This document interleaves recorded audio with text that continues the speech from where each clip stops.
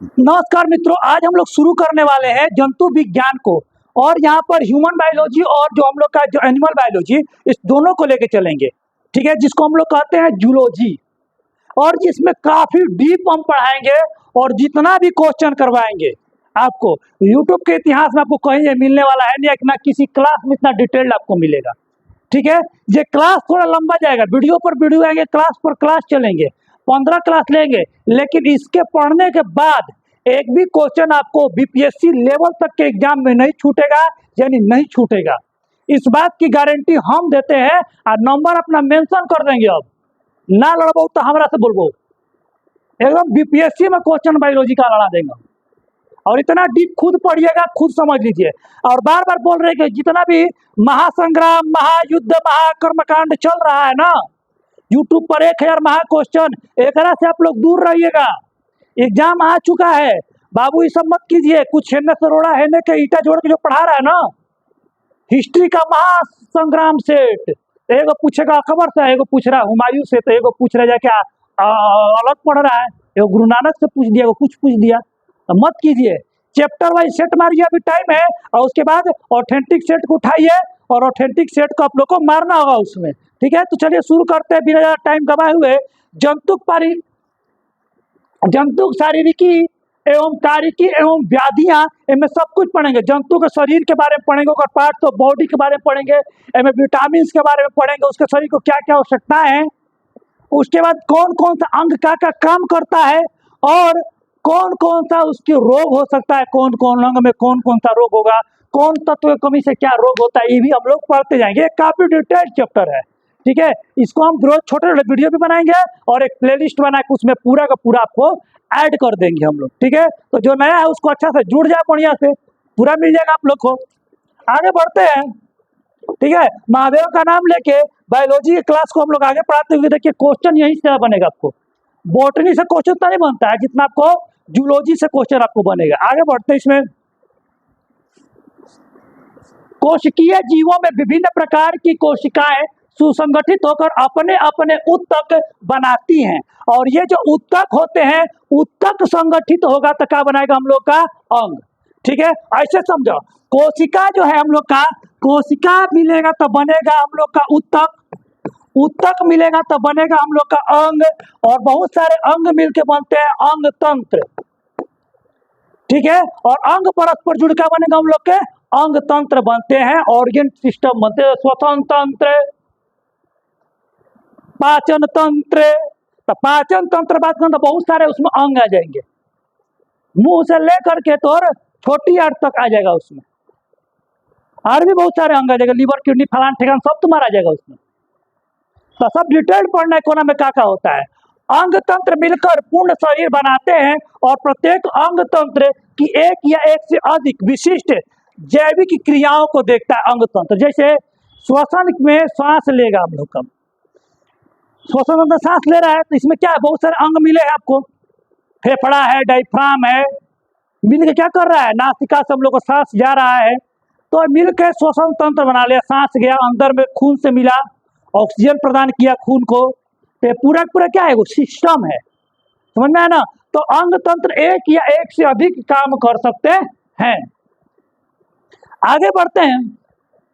मानव शरीर के विभिन्न अंग तंत्र, उसमें सम्मिलित अंग तथा से कार्य संक्षेप में निम्नलिखित है। और देखो, टाइप के अनुसार पढ़ना है, विभिन्न अंग तंत्र के बारे में पढ़ना है, कौन कौन। इतना डिटेल्ड आपको किसी किताब में नहीं मिलेगा जितना डिटेल्ड हम आपको करवा रहे हैं। देखिए बढ़िया से इसको। पहला है अध्यावरणीय तंत्र, इंटीग्यूमेंट्री सिस्टम है ये।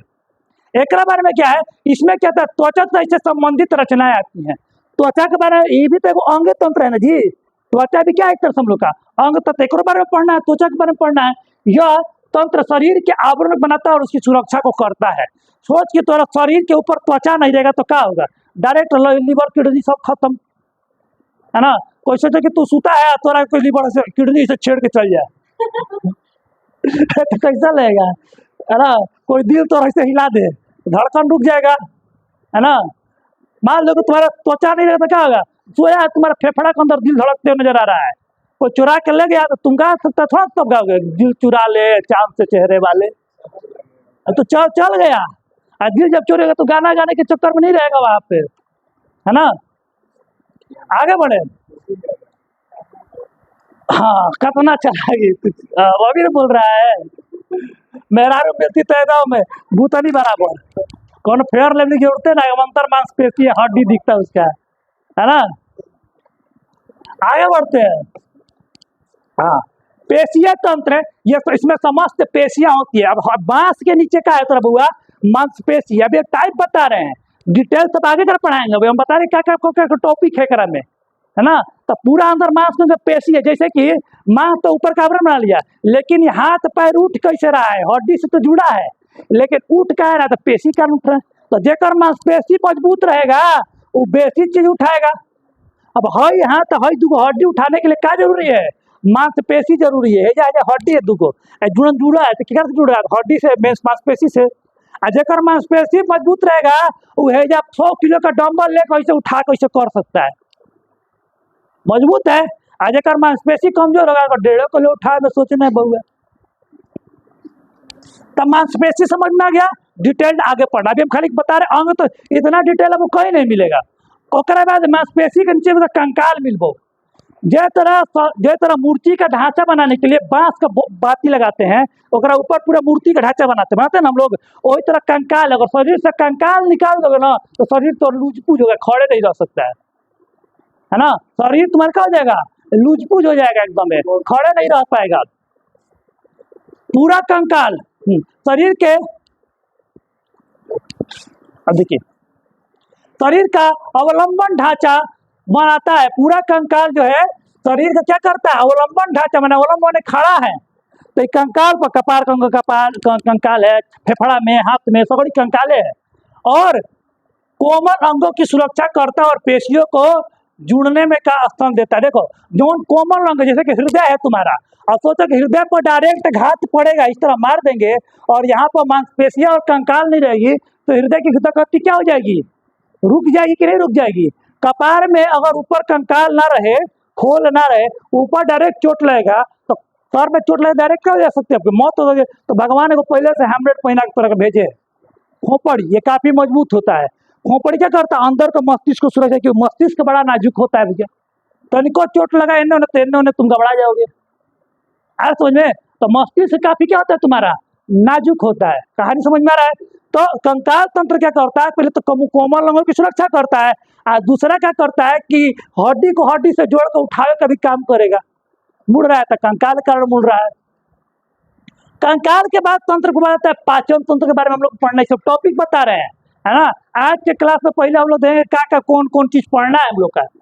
पाचन तंत्र हमारे मुख से शुरू होता है, से गुदा तक फैली आहार नाल से विभिन्न विभिन्न भाग इससे संबंधित होती है, पाचन तंत्र कहते हैं।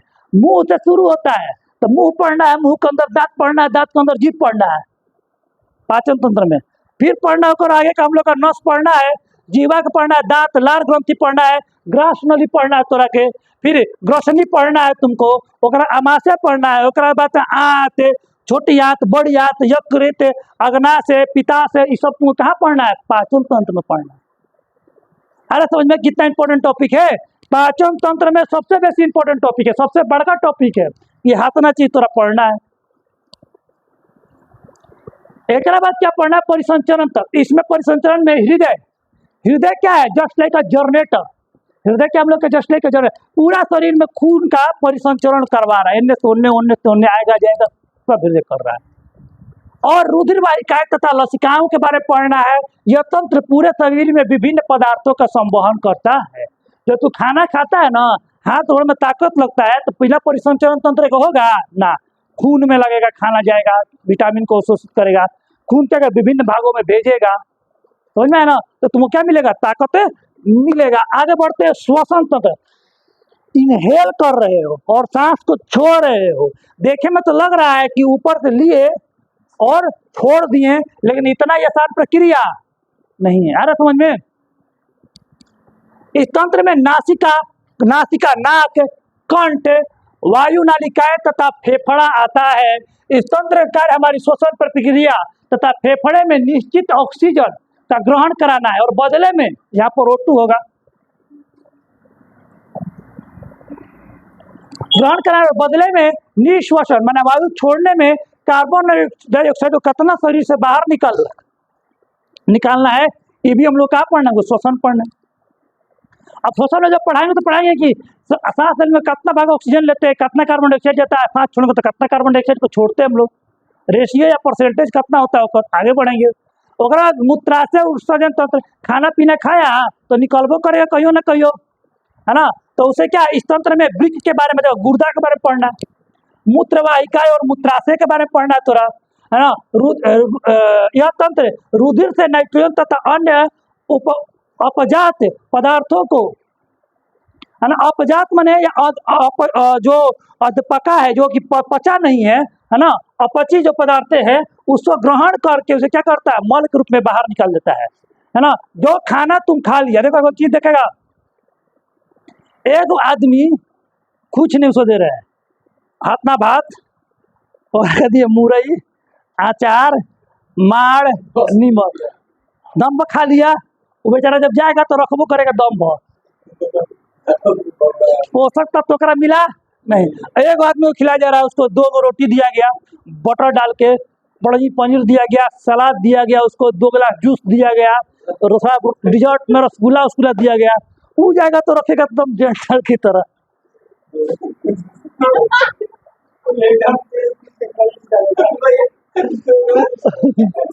तो आराम से वो रखेगा। तो भैया उसको क्या मिला, उसको जो खाना मिला, उसको जो खाना मिला वो पूरा पोषक तत्व तो मिला है, जो दूसरका वाले को। पहला जो खाना मिला क्या मिला है, बस पेट भरा हुआ, तो पेट भरा हुआ में जो जितना पोषक तत्व तो निकलेगा, बाकी क्या करेगा, वो फेंक देगा। आगे बढ़ते हैं। उसके बाद पढ़ना है आपको जनन तंत्र के बारे में, ठीक है। जनन तंत्र के बारे में हम लोग आगे पढ़ते हैं। तो जनन तंत्र या प्रजनन तंत्र के बारे में पढ़ते हैं। इसमें पुरुषों और स्त्रियों के जननांगों के बारे में आपको इसमें पढ़ना है। और इसमें पढ़ना है क्या, पुरुष जननांग में वृषण के बारे में पढ़ना है, अधिवृषण के बारे में पढ़ना है, शुक्रवाहिकाएं, शुक्राशय एक बारे में पढ़ना है। बहुत सारा अंग है, प्रोटिस्टा ग्रंथि, प्रोटेस्ट ग्रंथि। अगर स्त्री जननांग में तो अंडाशय पढ़ना है, अंडवाहिनियां पढ़ना है, गर्भाशय पढ़ना है, योनि के बारे में पढ़ना है आपको। ये सब टॉपिक वहां पर पढ़ना है आपको, ठीक है। मैंने कि स्पर्म और एग्स के बारे में वहां पर पढ़ना है आपको बढ़िया से। उसमें आगे बढ़ते हैं। तंत्रिका तंत्र एवं सुग्राही संवेदन अंग के बारे में पढ़ता है। तंत्रिका तंत्र हमारा मस्तिष्क सुषुम्ना तथा इसमें संबंधित क्रिया तंत्रिकाएं आती है। इसे हमारा नेत्र, कर्ण। अब देखो तंत्रिका तंत्र में 5 आता है, आंख, कान, नाक, मुंह, त्वचा। ये क्या करता है, तुमको मैसेज देगा। क्या करता है, तुमको मैसेज देता है। ये पर्यावरणीय उद्दीपनों को ग्रहण करके तंत्रिकाओं को हस्तांतरित करते हैं। समझ में ना, पर्यावरण से जो तुम उद्दीपन, जैसे गर्मी लग रहा है ना, काहे गर्मी लग रहा है, तुमको महसूस हो रहा है तब गर्मी लग रहा है, नहीं महसूस होगा तो नहीं गर्मी लगेगा। समझ में ना, नहीं महसूस होगा तो ये तंत्रिका तंत्र तुमको बता रहे गर्मी है। समझ में। फिर भी तंत्रिका तंत्र इन उद्दीपनों की तथा उसके अनुसार शरीर की प्रतिवर्ती क्रियाओं सूचनाओं को प्रसारित करता है। क्या उद्दीपन करना चाहिए। अब तो पैर पर से सांप गुजर गया तो तंत्रिका तुरंत तुमको बताएगा कि पैर पर से सांप गुजरा है, भाग बैठे जैसे। तो क्या है हम लोग का तंत्रिका में, ठीक है। आगे बढ़े तो 9 भाग अभी पढ़े, और भी पढ़ना हम लोग को। एक बाद पढ़ना तुमको प्रतिरक्षा तंत्र। देखो कौन कौन सा टॉपिक है बायोलॉजी में पढ़ना आपको। प्रतिरक्षा तंत्र में आपको पढ़ना, आपको क्या, इसमें श्वेत रुधिर लसिका तथा वे लसिका अंग या ऊतक, जैसे कि थाइमस ग्रंथि, अस्थि मज्जा, तिल्ली जैसे प्लिया बोलते हैं, लसिका, गांठे आदि आते हैं। इसमें इन कणिकाओं का बहुगुणन होता है। यह तंत्र शरीर पर आक्रमण करने वाले सूक्ष्म रोगोत्पाद जीवों तथा विषम पदार्थों को नष्ट या निष्क्रिय करके शरीर क्या करते हैं, सुरक्षित करते हैं। तो प्रतिरक्षा तंत्र में समझ लो कि शरीर को रक्षा करता है। रोगों से रक्षा करने वाले कौन कौन से हम लोग शरीर में है भाग, कौन कौन से अंग और उपांग, एक बारे में यहाँ पर पढ़ना हम लोग को बायोलॉजी में। एक बाद हम लोग का क्या है, 11वां टॉपिक अंतःस्रावी तंत्र। इसमें हार्मोन्स का स्राव करने वाली अंतःस्रावी ग्रंथियां तथा कुछ अन्य अंग आते हैं। समझ में ना, ये ग्रंथियां होती है। पीयूष ग्रंथि के बारे में पढ़ना है। थायराइड, पैराथायराइड, अधिवृक्क ग्रंथि, एड्रिनल ग्रंथि अर्थात एड्रिनल ग्रंथि, पिनियल ग्रंथि, थाइमस ग्रंथि, अग्नाशय और अन्य भाग को पढ़ पाते। इसमें वृषण, अंडाशय, अपरा, आंवल, ये सब हम लोग के बारे में पढ़ता है हम लोग के यहाँ पे। ठीक है, हार्मोन के बारे में पढ़ना है कि हार्मोन हमारे शरीर पर क्या क्या प्रभाव देता है। ठीक है, तो हार्मोन के बारे में भी हम लोग को इसमें पढ़ना है।